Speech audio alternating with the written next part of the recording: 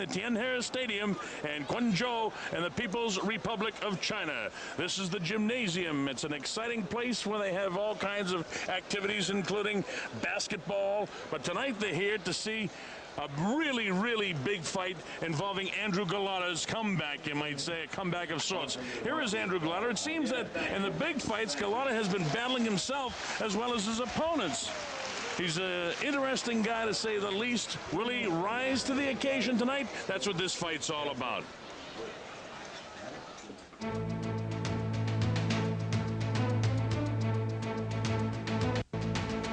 He is clearly his own worst enemy.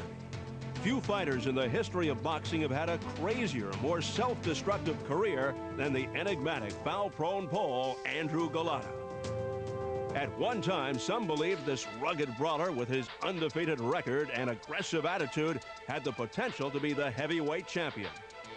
But a series of inexplicable fouls and baffling ring behavior have left him more of a curiosity than a contender. In 1996, as he dominated the highly regarded Riddick Bowe in a jam-packed Madison Square Garden, Golota threw not one, not two, not three, but four obvious low blows, causing him to be disqualified.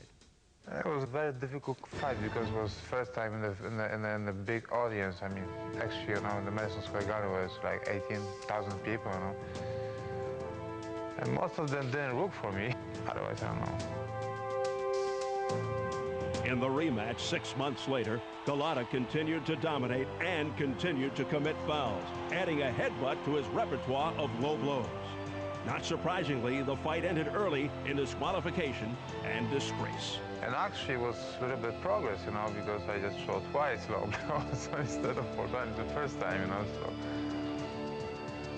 so it's not that bad, I guess. In his next bout, a dazed-looking Golota met WBC champion Lennox Lewis. Golota quickly disappointed his fans and delighted Lewis by being unceremoniously stopped in just 95 seconds.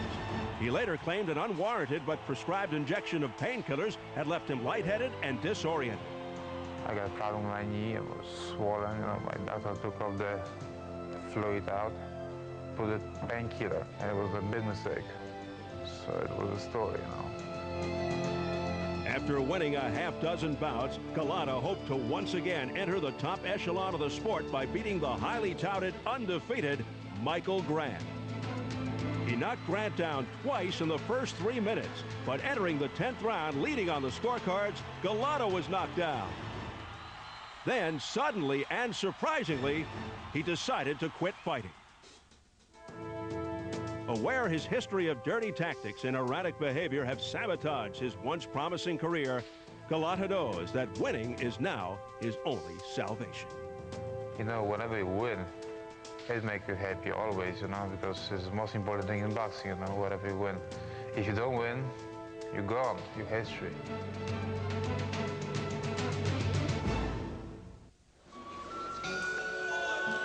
We're in Guangzhou in the People's Republic of China, and it's been a wonderful trip to China.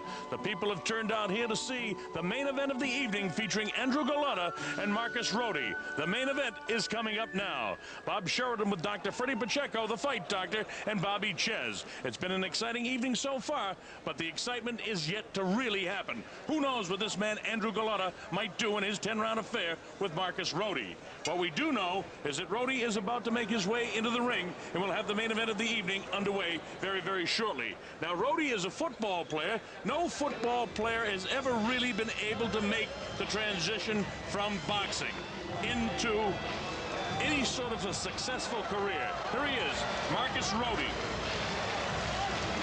25-15 as a professional, 4 no decisions. But of his 24 victories, 24 by knockouts. It seems that this guy either is the knockout-er or the knockout-e. Which will it be tonight? For him, it's an opportunity of a lifetime. He raged through his first 15 professional fights, winning all by KO inside of 3 rounds. He's had difficulty when he's moved up with world-class fighters like Jeremy Williams, Shannon Briggs, even Vitaly Klitschko, who ran into trouble in his last fight with Chris Reed. But nonetheless, he has had very little success with very good fighters. Here he is, Marcus Rhode. His weaknesses would be stamina and his chin and his overall natural skills. Can he stand up to the assault of a huge heavyweight who punches like our big guy, Andrew Golota? He looks like he's confident. He looks like he's ready. He's a very nice kid. He hails from Detroit Lakes in Minnesota. Coming from the north and with side that of Minnesota, record, he might be able to cause some trouble for a while. But the big story is this guy. And make no mistake about it, Andrew Golota should win this fight. He's a big, heavy, strong puncher. You know all about him. He actually won 2 fights with Rhode, but lost in disqualifications. Then he had KO'd in the first round when he said he was over-drugged or over-medicated against Lennox Lewis. And then what happened in the Michael Grant fight his last time out, when he was winning every round, seemingly, and then quit. Who knows what this guy might do? Bobby, what did he tell you about this? Well, what he said, he and his corner said collectively that his previous trainer said to him, you're losing every round, you're losing every round. What are you doing in the Grant fight? And as he eventually went down in the 10th round, the referee, he said, asked me 4 times if I wanted to continue, almost prompting me to quit. And my trainer tells me I'm losing, so I said, what the hell, I quit. Well, that's not a good sign that there's any quit in any fighter. But when a guy bangs like this, Freddie, he's always dangerous. Well, how can you tell a guy he's losing the fight when he dropped Grant? That's at least a 10-8, if not a 10-7. I think he dropped him twice. And he was handling him easy. What kind of a corner did he have? Were they all blind there? So he's a big puncher, but he is a liability. Well, he's a liability in some cases, but he's a big attraction. He's a huge attraction here, and he's a huge attraction in the heavyweight division. We take a look at the tail of the tape. He's 2 inches taller. He's 3.5 pounds lighter than Rhode. He's 5 years older, but he will have a 2-inch advantage in reach. His last fight, he was TKO'd, as you know, by Michael Grant. And in his last fight, it was a first-round TKO win for this man. Here's the rules. 10-point must-scoring system. 3 judges score the fight.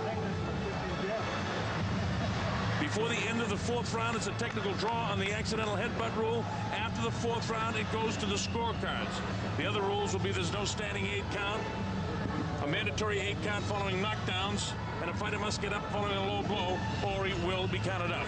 This is the main event of the evening of our night of championship boxing. Andrew Golota versus Marcus Rhode. Our ring announcers, Kevin Kong and Jimmy Lennon Jr. are standing by. Let's go to the ring announcers.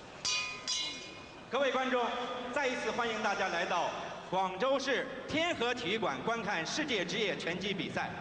那么本次比赛，我们得到了美国冠军娱乐有限公司、长城国际体育传播有限公司、安东尼陈和乔治中制作公司、中国蓝带啤酒销售公司以及美国拉斯维加斯凯撒宫的大力协助。下面将进行的是今晚的重头戏——重量级挑战赛。主裁判由约瑟夫·欧尼尔担任。 Ladies and gentlemen, we welcome you to Tanher Stadium in Guangzhou, China for the featured bout of the evening, and it's all brought to you courtesy of American Champion Entertainment, Great Wall International Sports Media, Anthony Chan, George Chung Productions, and Showtime Championship Boxing in association with Pabst Blue Ribbon and Caesar's Palace. Introducing to you at this time our 3 judges scoring the bout from ringside, Ronald Greenlee, Bernie Profato, and Paul Silverman, and introducing to you our referee in charge of this bout, Joe O'Neill. All right, fans, here we go. The time has come for our main event of the evening, 10 rounds of boxing and a heavyweight special attraction. And now, ladies and gentlemen in attendance and boxing fans joining us around the world from Guangzhou, China, it's showtime! 那么再次欢迎大家来加入我们的职业拳击比赛，来观看这场重量级的拳击比赛，这场10回合的挑战赛。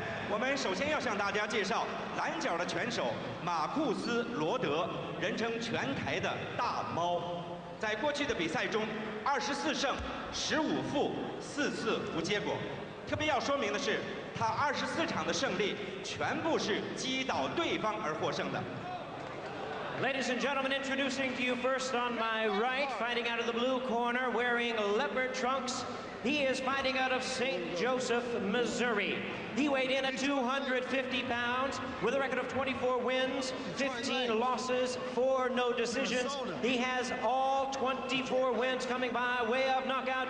Ladies and gentlemen, introducing Marcus Rhode. 那么在红角的拳手是来自波兰的32岁的安德鲁·格罗塔，目前的战绩是34胜4负，28次击倒对方获胜，目前世界排名第10位。让我们欣赏职业拳击重量级比赛。 And his opponent across the ring on my left, fighting out of the red corner, this 10-round main event, wearing white trunks with red trim, hailing from Warsaw, Poland, now living in Chicago, Illinois. His weight 246 1/2 pounds. His record stands at 34 wins, 4 losses, with 28 big wins coming by way of knockout. Ranked the WBC number 10 heavyweight contender, introducing Andrew Golota. Good luck. Once again, a referee in charge, Joe O'Neill, now to give instructions, 10 rounds of boxing schedule. Come on, out of the ring. Okay, got your instructions in the back.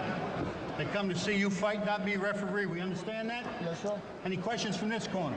Any questions from this corner? Touch him up. Touch him up. Good luck, God bless. Good luck, gentlemen.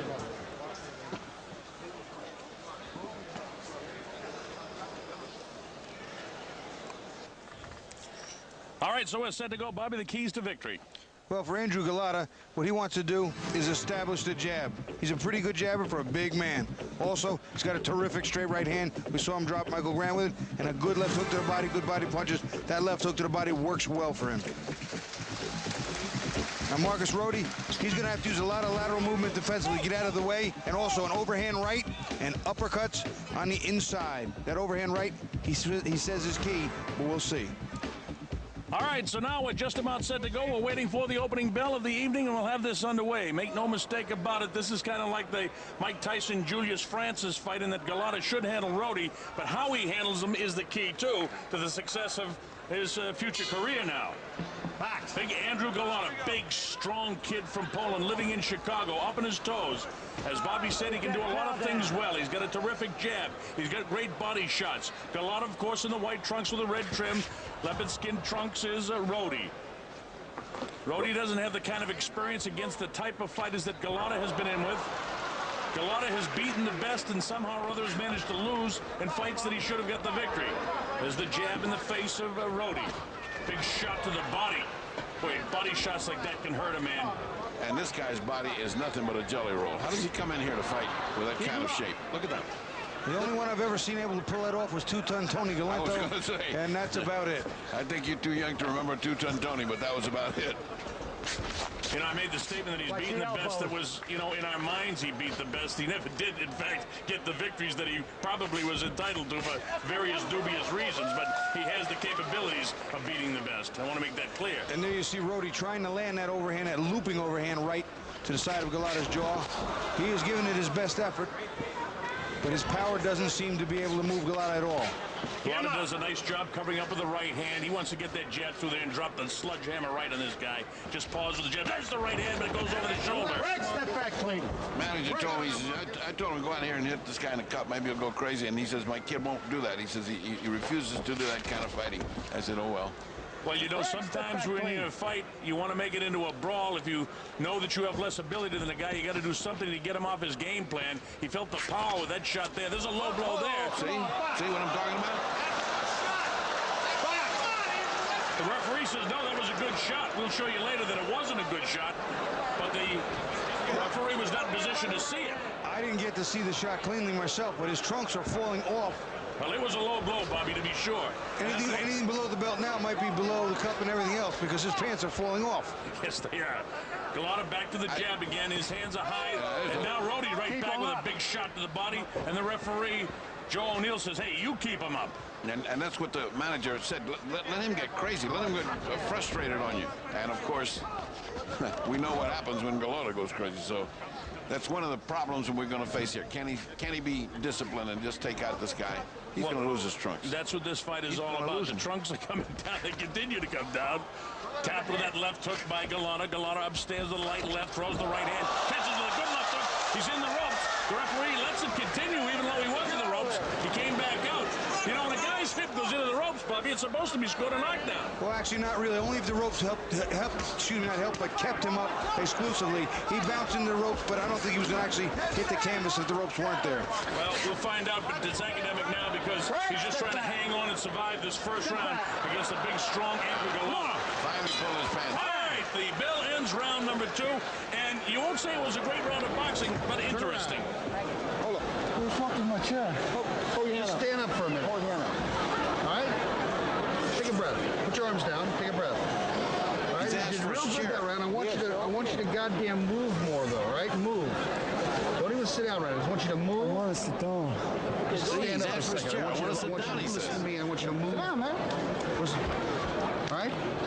Come on. You did good. You did good. You did good. You did real good. You hit him with a couple good shots. Right?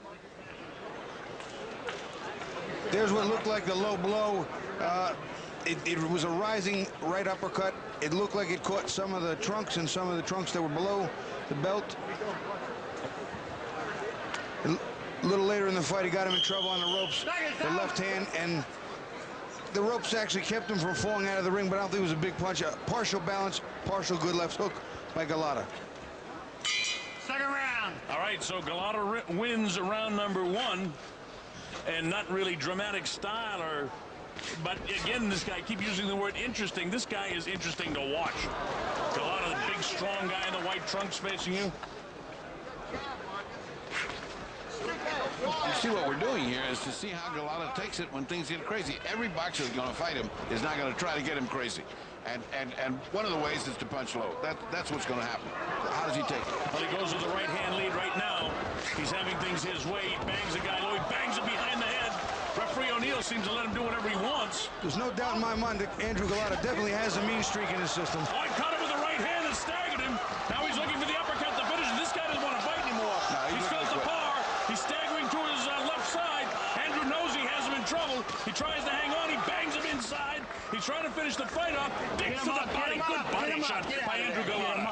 Marcus Rhode's doing something smart. He's trying to smother Golota's punches by just staying so close that he can't get hit. But on the way in, he's catching a lot of punishment. Golota nailed him with another uppercut there, Bobby. He feels and smells success here and smells it in a hurry. It's going to come in this round. He feels it. Nails him to the head again. Rhode maintains his ability to stay on his feet, but he really has the fight taken out of his heart. All he needs is one clean shot, and Rhode's going to go out of there. He's leaning toward the canvas. There's a nice setup with the left hand, and then he throws a straight right hand inside. There he goes. He feints this one. He's going to be able to land the right hand here very shortly, Freddie. All Andrew Golota really has to do is use a little stiffer jab and set up the right hand and come up with a couple of uppercuts and a hook, and he should be able to get the job done. I'm wondering, Bobby, why he doesn't come in with a jab. He's done everything except this guy's wide open to a jab, and certainly a power jab would knock him out. Oh, wow. He got hit with a pretty good shot by Rhode, but he answered right back. I think all he did was get Golota mad. He got Golota a little bit on the mad side. And Golota didn't like the idea that he had tagged. There goes his legs. There goes the legs of Rhode. The legs are gone, and when the legs go, the heart and the arms and everything else. Punch the right hand that floors him. One. Counts up to 1 and 2, 3, 4, 5, 6, 7, 8. You all right? He's going to be all right to continue, so he shows a bit of heart here. Golota nails him with a crisp right hand inside. Long looping shot by the gamely fighting Rhode with very little ability. Golota sets him up with the left. He wants to drop that right hand sledgehammer so bad, I can feel it. Basically, this fight is a comeback fight from Andrew Golota after the discrepancies with and the controversy. Oh, controversy with Grant. From this one. Counts up to 2 and 3. 4, 5, 6, 7, 8. How you feel? How do you feel? He feels good. All right, I don't think he feels too good, but the referee lets him go. Straight right hand, ready to drop him again. And the bell has sounded here, but nobody knows it. And we mentioned at the top of the show the bell would be a factor. If there's a lot of action at the end of the round like there was, nobody heard it. Let's listen in. All right, get yourself together, all right? I didn't hear no 10 seconds. Where's the 10-second warning? That's all. You fight hard. Fighting good, baby. Hold your head back. Hold your head back. Hold it down. 10 seconds. Let's take a look at that first knockdown. Andrew Golota ducking under a wild left hook. Right hand right on the jaw. Didn't seem like more than a hard slap, but you could see the legs come right out from under Marcus Rhode. Second knockdown, Golota's working much better, back him up into the ropes. Throws a couple of shots off the top of his head. Then he'll dig in and start firing that straight right hand. And I think there's an uppercut we're going to see up in here. No, it was a left hook. And Rhode was down, and that time he almost did not get up.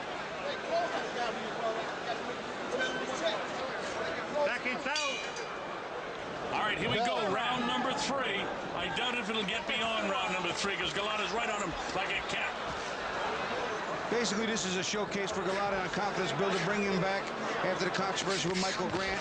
This is not a dangerous fight, not a dangerous fighter, his opponent Marcus Rhode, and there's really nothing that he needs to be worried about. At the same time, he's got to take care of his business. Well, he's got to do that, and he's got to do it in short order here.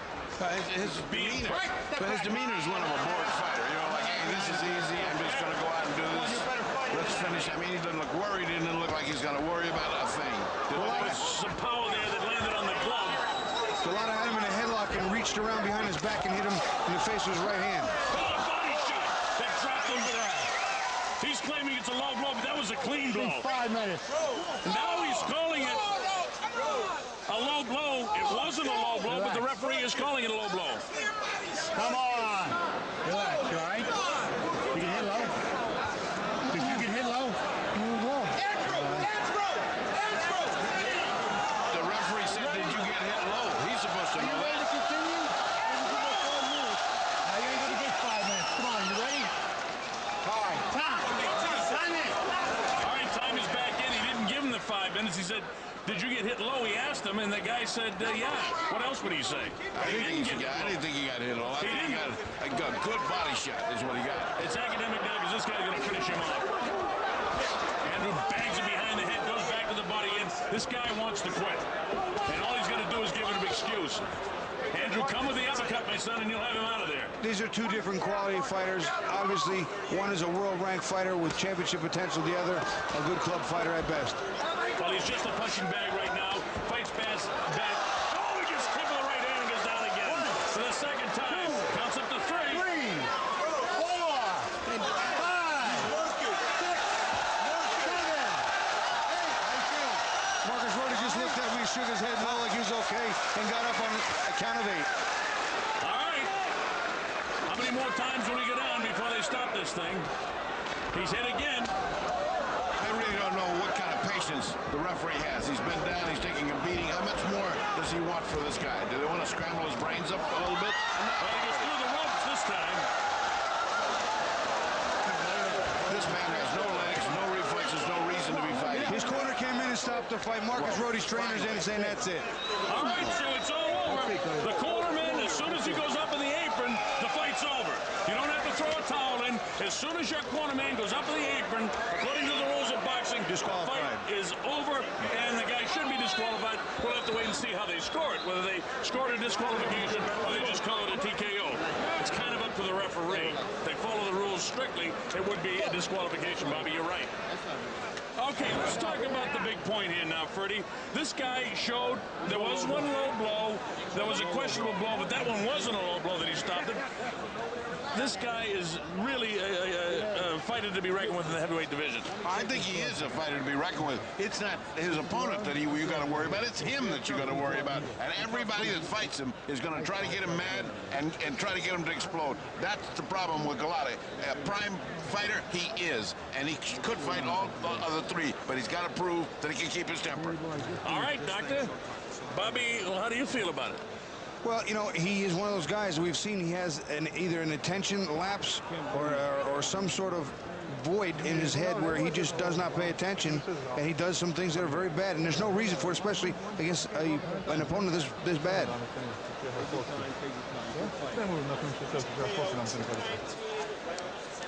We're going to take a look at the low blow, which I think was marginal at best. That, you know what? That's on the belt line. Technically, that's legal. On the belt line, even if half the hand is low and half the hand is on the line, technically that's a legal blow. That's the rule, Colonel. Well, I'll tell you, Bobby, we called it live when we started. It wasn't a low blow, but the fighter took advantage of it. And when you're getting pummeled like that, you can't blame him for taking advantage of an opportunity to gain a little bit of a rest in there. And here comes the knockdown, which is really beautiful. Golota's just throwing everything he has to. It's an awkward guy who's swinging around. He hits him on top of the head, underneath, on the sides, on the arms, on top of the head. He just wanted to get this guy out. The guy's an awkward guy, makes you look bad. He doesn't come in what looks to be condition or in shape. Fights wild, winging his arms. I'm sure it had to be frustrating for Golota, too. Well, I'm sure it was a bit. Now we're going to see him go through the ropes. This is a beautiful little sequence. Power. Golota's got a ton of power. He's a big man, even though he was way less, much more powerful. And we're going to see a short, a little right hand to the head, and he does this weird thing. He bobs his head back, and then Golota comes after him. And I think there's a little too much pushing going on right there, but it was all academic. He was looking for a place to sit. Looking at it from another angle, Golota pressing the attack, just keeping the pressure on, looking to find one spot for a clean shot. And eventually, even though he gets him in trouble, he kind of just shoves him out of the ring. There it is, a little lean on his neck and bent him over. He was weak in the legs as it was Rhode, and he didn't belong in the ring at this caliber, with this caliber fighter in Andrew Golota. Well, of course, the problem is, Bobby, finding opponents in the heavyweight division. You find a guy that's got a record of 24 victories, that's knocked out everybody. We've got to get the decision to make it official, and here's Jimmy Lennon Jr. along with our other ring announcer, Kevin Kong. Ladies and gentlemen, we have the time of 2 minutes, 19 seconds in round number 3. Our referee in charge, Joe O'Neill, stops the contest. The winner by way of technical knockout, Andrew Golota.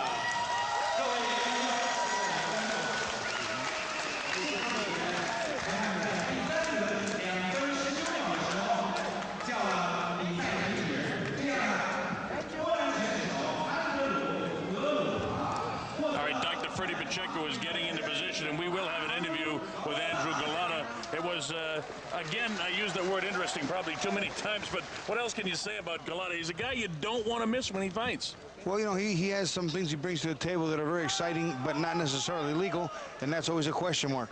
Okay, let's go to Dr. Freddie Pacheco, who's standing by with Andrew Golota. Doc?